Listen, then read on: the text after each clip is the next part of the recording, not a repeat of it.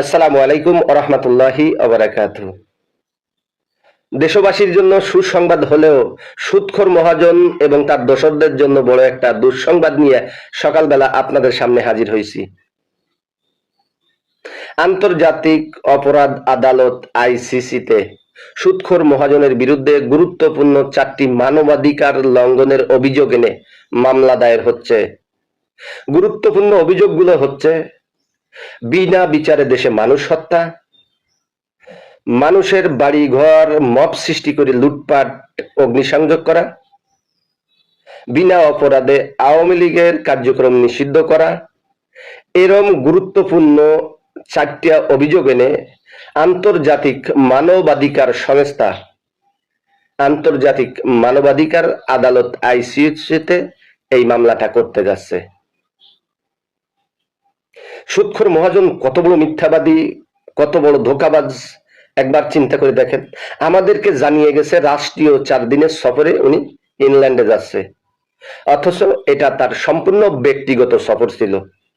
ইংল্যান্ডে যাওয়ার পরে ইংল্যান্ডের কোনো কর্মকর্তা কর্মচারী তাকে কিন্তু এয়ারপোর্টে রিসিভ করেনি, যেহেতু তার ব্যক্তিগত সফর, এজন্য তাকে ইংল্যান্ডের কেউ রিসিভ করতে আসেনি। তো উনি ইংল্যান্ডে গিয়ে ইংল্যান্ডের প্রধানমন্ত্রীর সাথে সাক্ষাৎ করার যে চেষ্টা করছিল সেটাই ব্যর্থ হয়েছে। ইংল্যান্ডের প্রধানমন্ত্রী সুদখোর মহাজনের সাথে সাক্ষাৎ করতে অপারগতা জানিয়েছে।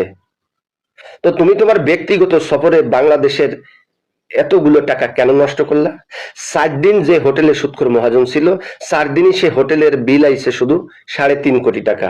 39 জন সফর সঙ্গী নিয়ে সুদখোর মহাজন লন্ডনে গিয়েছিল এমিরেটস এয়ারলাইন্সের বিশেষ বিমানে করে।